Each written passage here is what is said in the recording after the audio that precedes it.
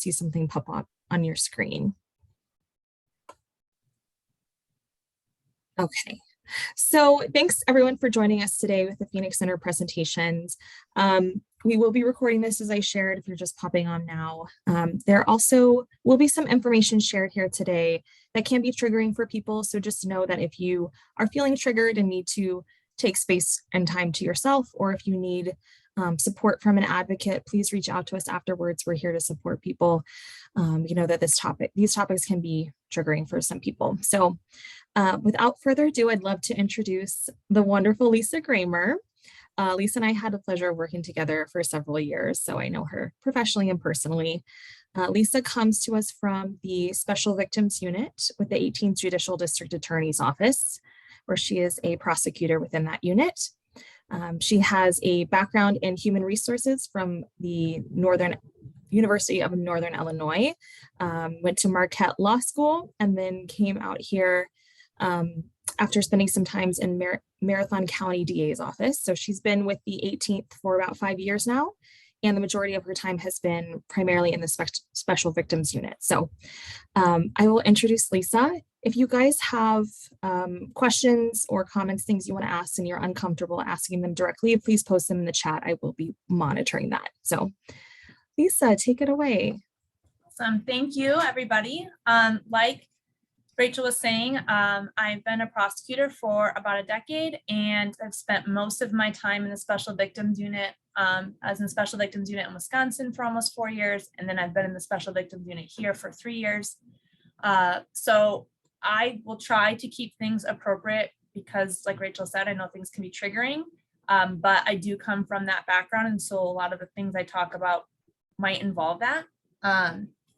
Some caveats, I guess, and everyone can see the screen okay? Is that right, Rachel? Sorry, I mute myself and then I respond. Yes, okay. We can see the Okay, screen. thank you. Yes. So I just want to be clear, a lot of the things I'm talking about as far as procedures, this is how we do things in the 18th Judicial District. So that's Arapahoe, Douglas County, Lincoln, and Elbert. Other jurisdictions might do it differently. I think these are the best practices, but just to be clear, I can't vouch for how other DA's offices do things. And then again, a lot of my experience are examples from the Special Victims Unit. It's very different than their dockets. Special Victims Unit is every child sex assault case, every adult sex assault case, every child death case, and every child abuse case that has serious bodily injury. So those are the cases we deal with. We do also all go on a homicide rotation. That's most of the people in the office do that. But this is where we really are working in the Special Victims Unit. And again, other jurisdictions do it different ways. This is how our jurisdiction does it. So first, I want to talk a little bit about the court process and how it interacts with everyone in the medical field. So the typical process is that a district attorney gets a case from the police. So the police do an initial investigation. They sometimes are asked by our office to do follow-up. When we think we can prove a case beyond a reasonable doubt, we file that case after reviewing it.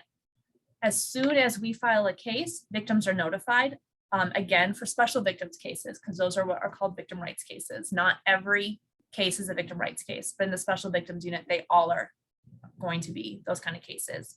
So if it's a child victim, their guardian gets called. They're told about a warrant being issued. They're also told about any plea agreements. They're kept up to date about what's going on with the case. They're kept up to date about if we're going to trial, things like that. I don't normally meet with a child unless I know the case is going to trial, because adding another person in that kid's life that is going to have them be talking about awful things is not very victim-centered. Most cases plead, and doctors, nurses, physician's assistants, EMTs, social workers at the hospital, all of those people, they never hear from us. We know who they are. They're part of the reason we think we can prove the case, but we don't ever actually talk to you because most cases plead. But if a case is going to go to trial, we actually have to subpoena witnesses. You probably all heard on TV shows before about the word hearsay. That's a real thing. TV shows get it wrong a lot, but hearsay is a real thing. And so we actually have to call witnesses. So that's for both motions and trial. If we are going to be needing a doctor, or a physician's assistant, nurse, anybody who has any medical knowledge. I think a lot of times the first question we get asked by those professionals is, well, I put it in the medical records. Can't you just use the medical records? We cannot. I wish we could, but we can't just put in a bunch of documents and say, here you go, jury. That's a version of hearsay. No one can testify by video. Again, we get that question a lot. I wish you could. It would be more convenient for everybody. But one of the things in the Constitution is that the defendant has the right to confront your accusers and any witnesses. And the Supreme Court has found that video does not count. It has to actually be in the courtroom. And you cannot do a deposition. I know that's what happens in civil cases. Criminal is very different. There's no such thing as depositions, except for very rare circumstances, like someone is dying of cancer. And even then we have to jump through a lot of hoops, and you still have to come in person for that hearing as well. So those are some common questions we get asked that just is not allowed. Again, the Constitution is very strict on this, and the law just does not allow for those things. So we apologize for that, but we can't do it. Again, if we're calling a doctor or any medical professional, we have to have your CV within 35 days. That's a rule in the court system. We always take your CV and we put it in basically a shared file so that you're not getting a million emails every time we need you to testify asking for your CV. Unless it's, we look at it and we say, this is from 2016, we should probably get an updated one. But we try not to bother you guys too much. We all know you're very busy. When we are talking about asking you to share medical information, different hospitals like it done different ways. Some hospitals, like Children's, recently has started saying, we just want a court order that says we're allowed to talk to you for trial preparation and at the jury trial. If that's something your hospital wants, please let us know. We will get it done. The courts will happily sign those. We don't want to make anyone uncomfortable. There's almost always, HIPAA's already been waived. That's how we got the medical documents to begin with, is there was an exception under the law. It's something that you guys have to tell police about. It's a gunshot wound, it's child abuse, it's sexual assault. So that's normally already done, but I appreciate that the hospital's lawyers really want to cover themselves. And so they want a court order to just reaffirm that no one's going to get in trouble. Some hospitals want another waiver from the victim, because a lot of times the victims will waive already to let us get their medical records. Victims want you guys to testify almost always. Obviously, if it's a domestic violence case, those women or men can still be stuck in the cycle of violence. And so they maybe were okay with us prosecuting and now they don't want to prosecute. Again, there are exceptions to HIPAA that allow us to still go forward. We just need to know what your hospital wants as soon as possible so we can get those things for you. And again, just letting us know right away, like, I want to talk with you, but I need that first. I work mostly with the doctors at Children's Hospital, and they're great. As soon as we get that court order, because that's what their lawyers want, they talk with us right away. And if anything's going wrong, they let us know. So that is the most helpful to make sure we're getting justice for everybody when people are communicating with us. The intricacies of testifying as a medical professional.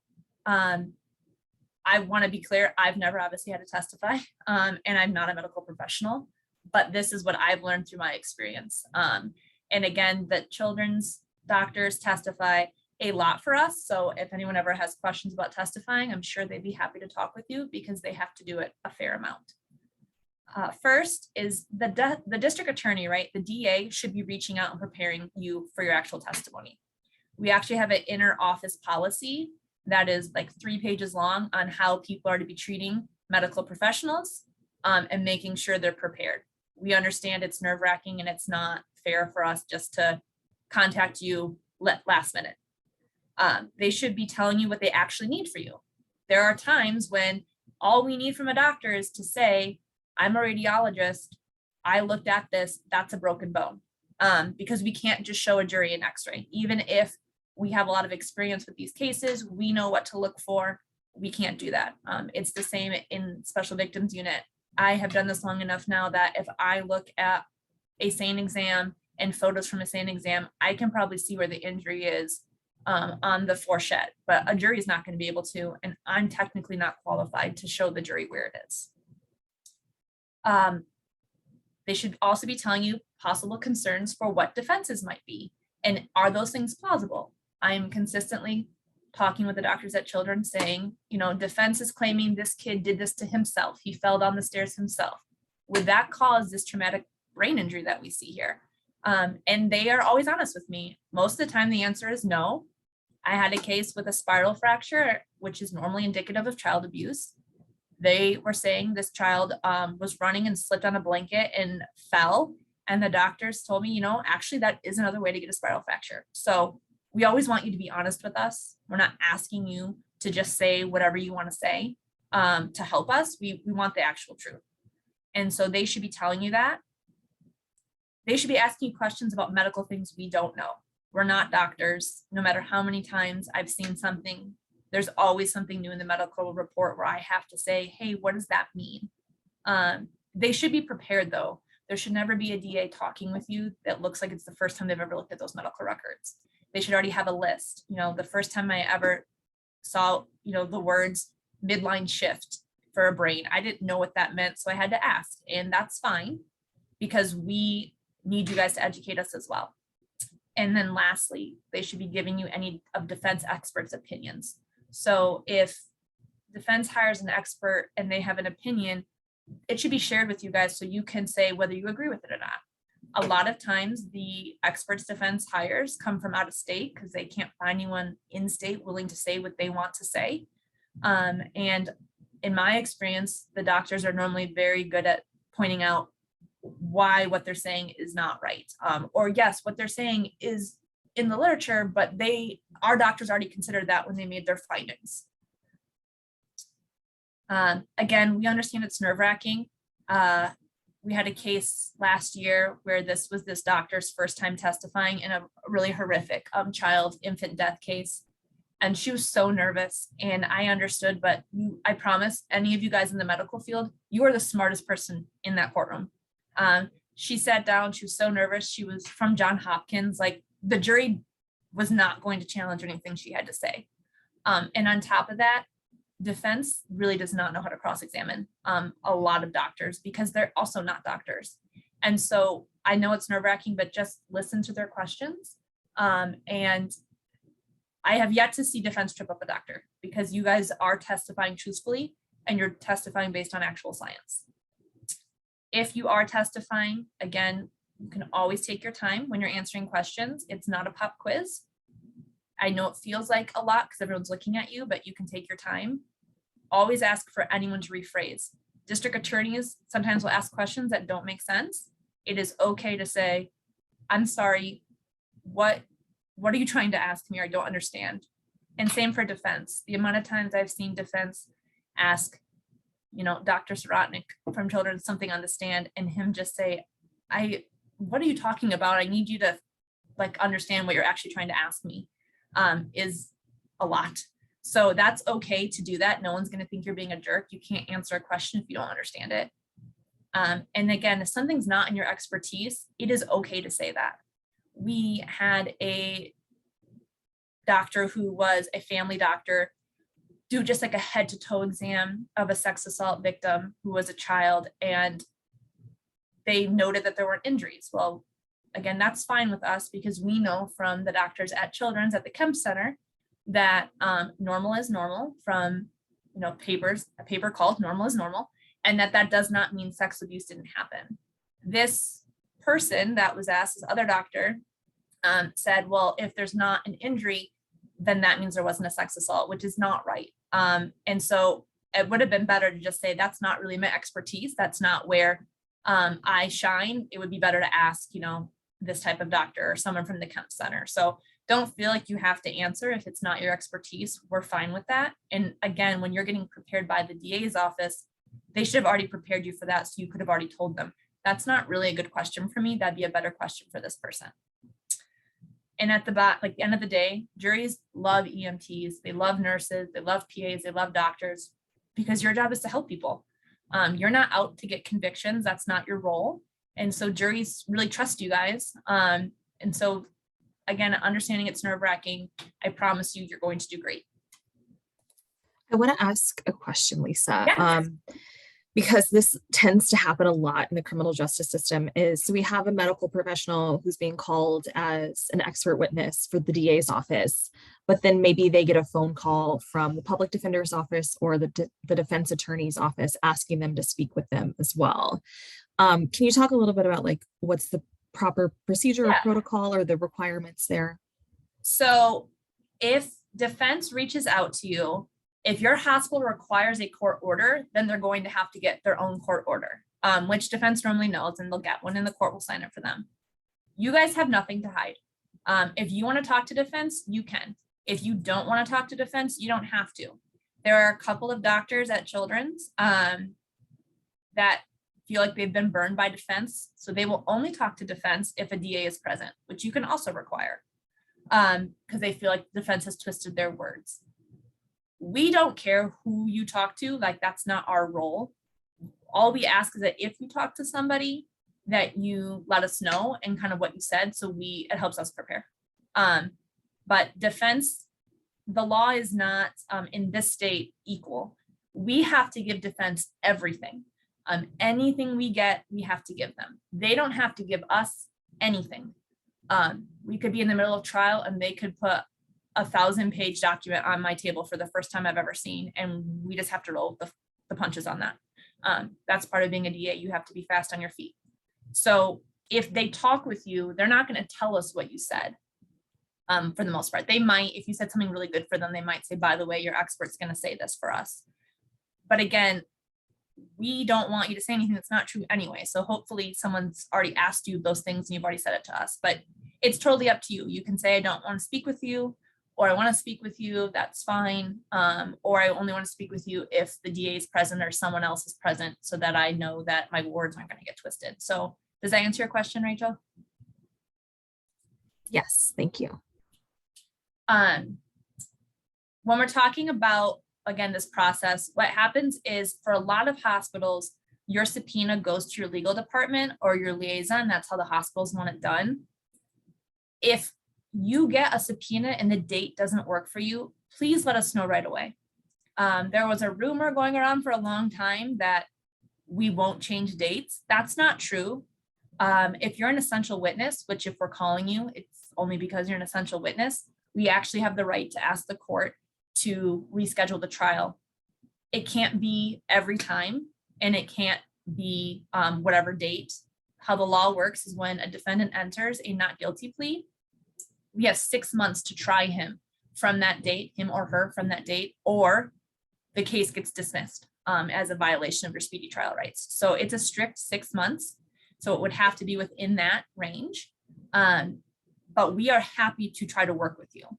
Again, in the special victims unit, we work with the Kemp Center the most. And when we're talking about child abuse death or child abuse serious bodily injury, we know who a lot of the players are. Like I know who a lot of the ophthalmologists are. I know who a lot of the ER docs are going to be. And I know ahead of time before it sets for trial who I'm most likely going to need. And so I'll actually have my victim advocate reach out and start getting bad dates right away. But if you don't respond, then I don't know it's a bad date. So if something got set when you're supposed to be on a vacation, let us know and we will try to move it. But we can't try to move it a week before trial. It needs to be sooner because again, we have a lot of people we're working with. And please make sure it's something you actually need us to change dates for, not just like, oh, I had rounds that day. Like something really important because we have a lot of witnesses that we have. You're not the only doctor, you're not the only witness. And on top of that, these victims, these kids especially, they need closure. And every time we have to reset this trial, every time they think they're going and then they're not, their anxiety is through the roof. I talked about earlier how it's nerve-wracking for you guys to have to testify. Please know those kids have to do the exact same thing. There's no special rules for children in the courtroom. They have to sit feet away from the person who did this to them. They are treated like an adult. There's no such thing as them testifying by a TV. There's no such thing as a screen being up so they don't have to look at their abuser. That's just not how the law works. And they are cross-examined just like you are, except for they don't have advanced education. I mean, I have gotten kids as young as 4 through a trial. So We are more than happy to accommodate you guys. We want to, because you're very important to us. But also please know, every time we have to move things, this is disrupting other people as well. And again, as far as for victim centeredness, it's really hard for these kids to gear up for trial and then be told it's actually not going. And then, yeah, so they really have to sit right there as well. And I think that's a really impactful point, Lisa, because regardless of age, if someone has experienced extensive trauma from someone, and having to relive that in front of a courtroom full of strangers, in front of the person, feet away from them, having them watch them the entire time. I mean, that's truly intimate and terrifying process. And so I also want to reiterate, like, unless it is like you had this vacation planned for weeks and months and years, and not just, hey, I go to the grocery store, I go to yoga on that day, like, it's really important to be there. Again, we can't always try or control when a trial goes. So I talked about earlier how most cases plead. That is true. And that's true for a lot of reasons. That's true because our system can't handle every case going to trial. That is true because I don't like putting kids through trial. I don't like putting any survivor through trial. I don't have any delusions that it's good for them. I don't think it makes them feel empowered. I think it's really hard. It's really hard, like Rachel just talked about, to tell a room full of strangers, whether you're an adult or a child, some of your worst memories. And not only do you have to tell them, then another person's going to get up there and cross-examine you. And even 4-year-olds know that person's basically calling them a liar. It's not fun. And then if the jury wants, the jury can write questions to them too. And so, quite frankly, we give offers to people who violate children that they don't, quite frankly, deserve, because we don't want to put a kid through a trial, and we have to weigh that. So that's part of the reason most of our cases don't go to trial. But in the special victims unit, our cases go to trial more than other cases because most people don't want to agree to be a sex offender, or agree that they really hurt their baby. So that being said, we only have so many courtrooms, and there's only 52 weeks in the year. And we talked about that speedy trial, and it has to be tried within 6 months. So at any given trial week, there are a lot of cases set, and the court goes by whatever case is closest on speedy, because the court doesn't want cases dismissed on a technicality either. So we can't always control that. We do, for special victims cases that are child sexual abuse, there is a statute, a law that says we get priority, again, to get closure for that child. But it's up to the court, and oftentimes courts won't honor that because they care more about the actual speedy trial date. So please know that we don't always know if the trial is going to go. However, a good DA should be reaching out to their victim advocate, who should be reaching out to you or your court liaison saying, hey, we're the 8th up trial. We don't think we're going. Can you please get us your bad dates for the next 6 months? Because that speedy trial right can be waived. And if a defendant waives it, then we get another 6-month clock. So that's why we normally ask for 6 months out. So again, that we can try to reset dates and make sure things work. There are times when it's going to be a bad week for you, but maybe you can come on one specific day in the morning. Let us know that, and we will do everything we can. And we call witnesses out of order all of the time if we have to. And the jury just kind of deals with it, that all of a sudden this doctor's talking when you haven't even heard from the kid yet. That's fine. We are fine doing that as long as we know when you need to actually be there. We also can't control if a trial slows down or speeds up. It's not a play. I wish it was, but you can be moving really fast, and then all of a sudden defense brings up a motion in the middle of trial, and now we're arguing for 2 hours outside the presence of the jury. We do our best, if we have good contact information, to let you know. The advocates, especially in the special victims unit, are very skilled. I don't even have to email them, hey, can you push this doctor back or try to move them up? They have already, if I email them that, they'll say I've already done it, because they've done so many trials, they know exactly what needs to happen. So we will do that. And there is going to be times though when you say, I am sorry, I can only go like this afternoon. And then we will scramble and figure out to the best of our ability who we can cut or who else we can make move. Because we do understand, again, that you guys lose money when you testify. We get that. So that brings me to this, the horror stories that I think have gone around to the medical professionals, to the nurses and the PAs and the doctors and the EMTs. Those are honestly very rare and only when we have no other choice. So people getting served at their own home, we do not like doing that. That's not our goal, to come to your house and give you a court order to testify. That is something we do when we have tried going through the hospital, we're not getting a response, we've emailed you, we've called you, and trial is coming up and we cannot go forward without you. And if we don't go forward, this person gets away with committing a crime.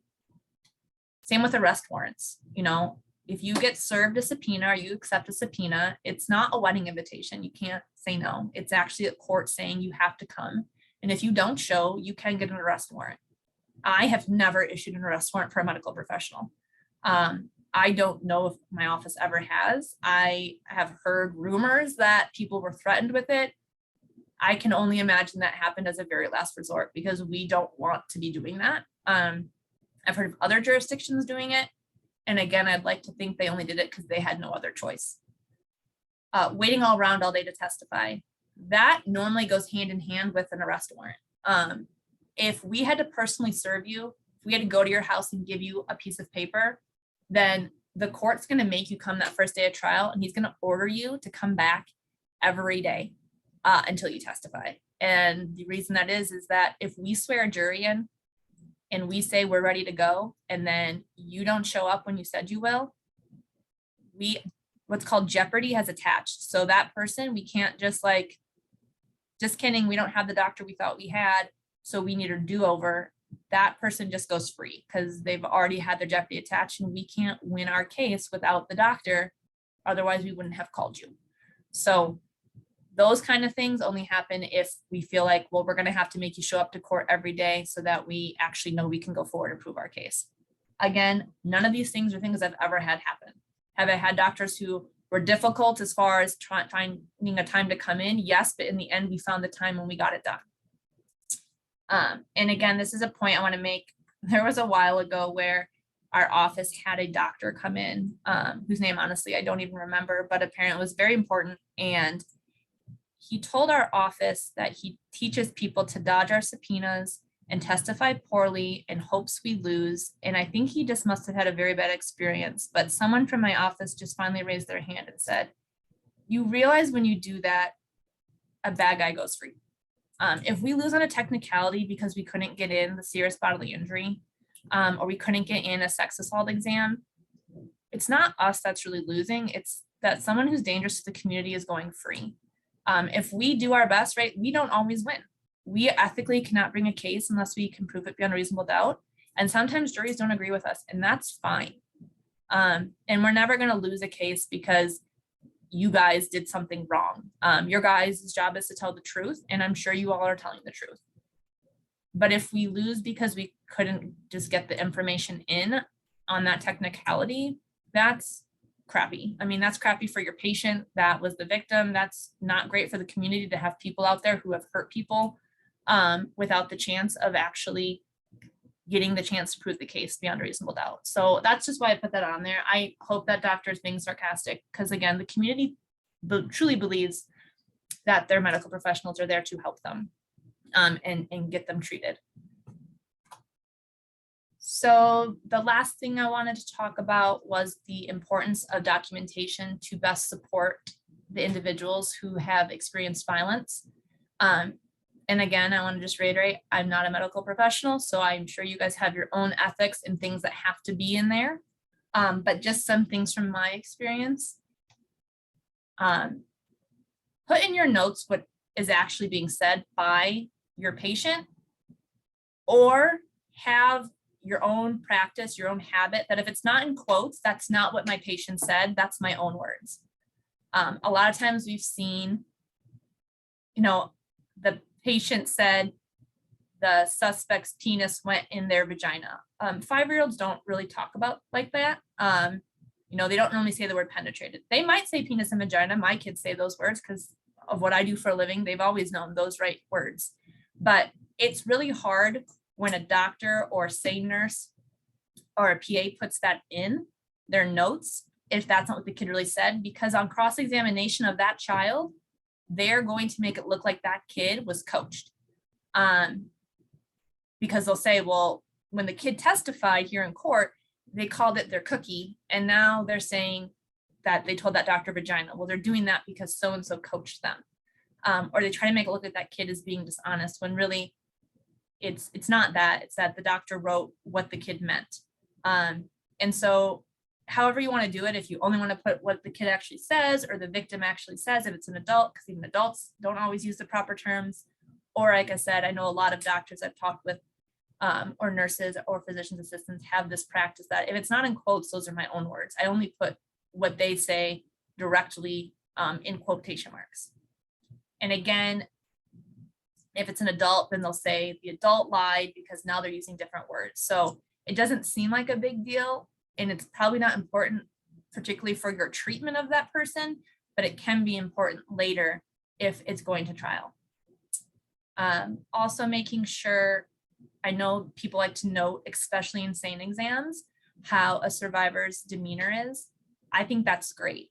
What I don't like is when there's commentary on what that demeanor must mean, which I have thankfully been seeing a lot less of. But to say like they seemed calm, which isn't consistent with, a sexual assault, that's not true. We have a different expert who comes and testifies in our trial who talks about exactly what happens to sex assault survivors. We have a couple of them that come in. One is really good for adults and one's really good for kids. And the truth is there is no one way to act after you've been sexually assaulted. You can be very calm. You can be very disassociated, and those are acceptable things. You can also be erratic. You can be angry. You can be sad. You can be despondent. So I'm happy when those things are noted. The commentary, especially because that's not your expertise, should not be in there. And again, be as detailed as possible. I had a case, it was a county court case, so a misdemeanor case, where someone asked me the last minute to jump on. It was a massage parlor where the survivor basically was sexually assaulted by her masseuse, but he never penetrated her, so it was a misdemeanor case. He grabbed her breast and he grabbed her butt, and he did go by her labia, but he never penetrated. So I get asked to help, I get the SANE records, and I noticed that in the SANE exam, it talked about little red dots. So when I looked at it and we finally were able to bring that SANE nurse in, I said, do you mean petechiae? And she was like, yeah, petechiae. Well, the court wouldn't let her say the word petechiae because she didn't put it in her report. And again, that newer county court attorney who's never done a case like that before, she wouldn't know what little red dots mean. I knew what that meant. And so, putting petechiae, if it's petechiae, is great. So that we could have shown exactly the amount of force he used to grab her breast, that there was actually like these broken blood vessels. We got around it and we did get a conviction, but just being as detailed as possible is important. And you don't need to dumb down your language in your actual medical records. In front of the jury, we're going to ask you, what does that mean? What's petechiae mean? What does, hypoxic mean? Things like that. So you don't have to do that like on our behalf by any means. And in fact, it can bite us in the butt if you don't use the actual words. And again, make clear someone's training someone else or who's actually doing the procedure. We've had several times where you're looking at the SANE exam and it appears somebody took swabs, but then when we call to get ready for trial, we're told, well, no, that person didn't do those things. That person was just training. This falls on the DA too, though. No one should be waiting so late to talk to the doctors. And I will say doctors are very famous for when we call them saying, well, it's not me you want, it's so-and-so you want. So just know if you're getting a last minute subpoena, it might be because one of your coworkers sold you out and said, I know it says my name, but I'm just a fellow. And I want to be clear, even if you're just a fellow, you're very smart. You know what you're doing, and the jury will appreciate what you have to say. And there are times when we do want the fellow. We don't always need, the top of the line, whoever's been there the longest doctor. Residents, fellows, all of you have a lot to add, and all of you are very smart and can give us what we need. So again, just making it clear who's actually doing procedures is helpful on our end and not to get a last minute subpoena. So my closing thoughts are basically to let you guys know, we want to work with you and accommodate you as much as humanly possible. We understand, again, how valuable your time is, how busy you are, how sleep deprived you are. And again, we understand when you testify for us, you are losing money. So we want to work with you. We don't get joy out of making doctors or nurses or PAs or EMTs just come to court for fun. We, again, if we could do it without you, we would. If it's a serious bodily injury case, if a bone is sticking out of someone's skin and you can see it in a picture, we're not calling a doctor. We actually can get around not calling you because anybody in the world can see that bone is out of your skin and it's not supposed to be that way. It's just those are so rare. And I think people think, well, if you're shot in the heart, clearly that's serious bodily injury and you don't need me. That is not true. The law says we still have to have a doctor say, yep, that's life-threatening. You would die if you didn't come here. And quite frankly, there have been rare times where doctors have told us it's not serious bodily injury. That person was larger. They had a lot of fat tissue. The bullet didn't make it to their heart. So it wasn't SBI. So, which is, by the way, is short term for serious bodily injury. So we don't want to call you just to call you. And again, DAs should not be subpoenaing every doctor's name in medical reports. That's lazy and that's not appropriate either. That's actually against our guidelines. So hopefully DAs are looking through and actually seeing who they need. And again, if the law let us not call you, we wouldn't. And we should only be subbing the people we need. If DAs are not responding to you, get your legal or your lawyer involved because that is not acceptable. If that still is not working, please call the DA's office, at least in the 18th, call the Arapahoe or Douglas County office and say, this is the DA, and you'll know who your DA is because their name will be on the subpoena that you got or that your legal department got. And ask for their supervisor because I promise you their supervisor wants to know. Because again, we have an interoffice policy that is 3 pages long on how medical professionals are to be treated. And if they're not responding, that's a direct violation of that policy. Last resort, you can email me. I'm happy to tattle on people and say they're not doing this, not doing what they're supposed to do because we don't want to burn our bridges with you. Again, your main job is obviously to treat patients and do the best you can do in helping them. It's not to testify, that's not your job. But when we need you, we should be working with you as much as possible to make things as easy for you guys as possible. So that was a lot of talking by me, and that's all I have. If anyone has questions or comments or concerns. I've been checking the chat and no questions yet, but we'll wait. I have some while we wait for others. So is there anything that you can do like additionally to make sure that medical professionals feel supported in the courtroom? Thinking kind of like, are folks allowed to visit the courtroom and watch trials? Like, how can they really feel comfortable when they get up there? So trials are public, so anyone can come watch. Again, from my experience, there's never been a time when a doctor's from the Kemp Center or Children's is not being watched by other doctors. So absolutely you can come and watch. And I think they kind of almost peer review each other. So if anybody ever is like, hey, I just want to come see a doctor testify, reach out to me. I'll let you know when we have one coming. In every sex assault case, almost every sex assault case, we have at least one doctor come who's from the Kemp Center, who's just like a blind expert to explain normal is normal. Kids, especially young girls, don't know inside versus outside of their vulva and vagina. Until really girls get tampons, they don't really get it. It's very complicated. And to explain that when kids are talking, you have to analyze what they're saying based on their actual age and what their understanding of what happened to them is. And then they also always testify about how you can, when you're talking about normal is normal, you can be penetrated and not have an injury. That area of your body heals just as fast as the inside of your mouth. And there are studies where there are pregnant teenagers and their hymen is intact. So almost every time, I mean, if it's just a butt grab case or over the clothes, we probably don't have them come because you wouldn't have any of those things. But they're almost always coming. And then obviously in any child abuse, serious bodily injury or death, we have a lot of doctors from Children's that come. So If anyone ever wants to reach out and just know about trials, whether it's my trial or not, I can let you know. You can always bring a support person as well. There's a rule that witnesses in a trial can't hear other witnesses testify, and you can't talk about your testimony till the case is done.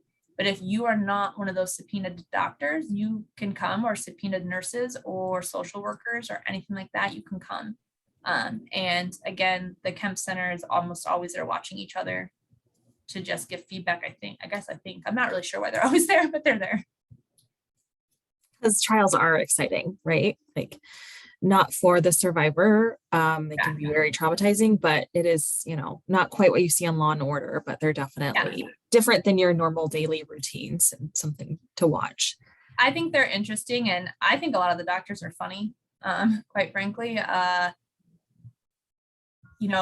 Lindenberg is very good at explaining things to the jury, and he's very good when defense tries to trip him up and say, well, you are getting paid to be here today. Well, that is a doctor that personally, he actually doesn't take money. He believes it's part of his job to testify, which is good for him. Or, you got paid to be part of the Kemp team, and that's not true either. It's a volunteer position. So he, just the way he kind of shut that down because they didn't realize what his answers are going to be was fun to watch. And, you're not board certified in child abuse. And he had a really good answer for why he's not. He didn't want to repeat his residency, and the jury laughed. And so I think the doctors are entertaining. And again, you can see the jurors actually physically lean in when they're talking because it is interesting to them. And you guys are really good at educating people, whether you've ever done it before or not. So I do think it's probably interesting for most people. It's a heavier subject matter. So if there's certain things you don't want to hear, we could tell you maybe this isn't a good one for you, but for the most part, I think doctors have pretty thick skin. And you mentioned, that folks are losing out on money, but they are paid. Isn't that correct? They are paid, but it's a state right. It's actually set by the legislature that we can only pay so much. So I understand that it's not as much as you would normally make. And, you're obviously, if you're there, you're not doing your rounds or seeing other patients. So you do get paid, but, and honestly, don't know the amount off the top of my head, but it is not probably what you're used to getting paid. That's why part of the reason we try to make sure you're only there for as little bit of amount of time as possible. And so when you get a subpoena from us, it will say 4 days. You're not going to be there every day. 4 days is how long the trial is set. And so that's what's on your subpoena. So that's why we're saying we try, I have an upcoming brain dead 2-year-old case coming up, and multiple of those doctors have said, can you tell me what day you actually need me so I can schedule around it? And I'm happy to do that. And so I've told some of them, this day in the afternoon. And now I know I have to, no matter what, get those doctors on. If I have to move police officers or what we call lay witnesses, so the mother of the victim, or the dad of the victim or things like that, I will do that. And I know it's inconvenient for them too. They also have jobs and stuff, and a lot of them are living paycheck to paycheck. But I also know that we have a policy of making sure the doctors and the nurses and the PAs get basically red carpet treatment. So yes, Rachel, they get paid. I don't remember how much. I know it's not close to what they normally get paid. Any other questions from anybody else? What is one, if you could give one ultimate piece of guidance to people, is there one thing you want folks to always remember or know about the criminal justice system? Ooh, Rachel, I know it's hard. And solve world peace while you're at it. Yeah, this is a deep question. I haven't had lunch yet. I guess about the criminal justice system, about for medical professionals. Yeah, the intersection of both. Yeah. I mean, I guess what I always tell every witness is your job is just to tell the truth. You don't need to exaggerate or make things better for us. It's a truth seeking process for a reason. And so if you just always stick to my job is to tell the truth, it's not to bolster or help the prosecution, because that's not your job. And honestly, we shouldn't be winning cases that way. It's supposed to be about the truth.